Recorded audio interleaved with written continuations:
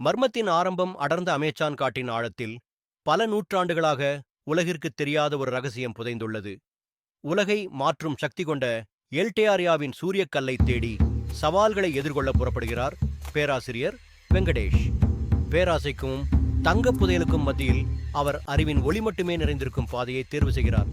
கோவில் நுழைவு வாயிலின் இருளை துணிவுடன் தாண்டிச் செல்கிறார்.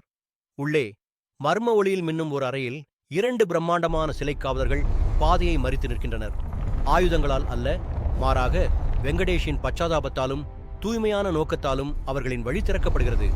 புதையலின் ஞானம் நீர்வீழ்ச்சி ஓடும் இடத்தில் அவர் இளைப்பார்கையில் பழங்கால கல்வெட்டுகளை ஆராய்கிறார். எல்டேரியாவின் வீழ்ச்சிக்கான காரணத்தை கண்டுபிடிக்கிறார். அவர்கள் செழித்து வளர்ந்தது சமத்துவத்தையும் பகிர்ந்துண்ணும் வாழ்வையும் கடைபிடித்ததால்தான். ஆனால் தங்கள் வலிமையை பேராசைக்கும் அதிகார போட்டிகளுக்கும் பயன்படுத்தியபோது அவர்கள் அழிந்தார்கள். அந்த புராதன பாடம் இன்று உலகின் ஒவ்வொரு மூலையிலும் எதிரொலிக்கிறது. பின்னர் உலகின் கவனத்தை ஈர்க்கும் விதமாக அவர் அந்த சூரியக்கல்லை ஒரு பெரிய மேடையில் காட்சிப்படுத்துகிறார்.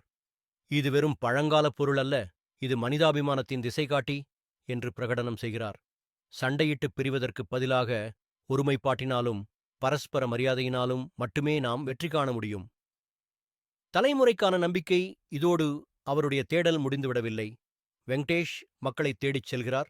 சமூகங்கள் பிரிக்கப்பட்ட இடங்களில் அவர் எல்டேரியாவின் கதையை அவர்களுக்கு போதிக்கிறார். உரையாடலின் வலிமையையும் பிறரின் உணர்வுகளை மதிப்பதன் அவசியத்தையும் குழந்தைகளுக்கு கற்றுக் கொடுக்கிறார். அந்த பாடம் மக்கள் மனதில் வேரூன்றுவதைக் கண்டு அவர் நிம்மதி பெருமூச்சு விடுகிறார்.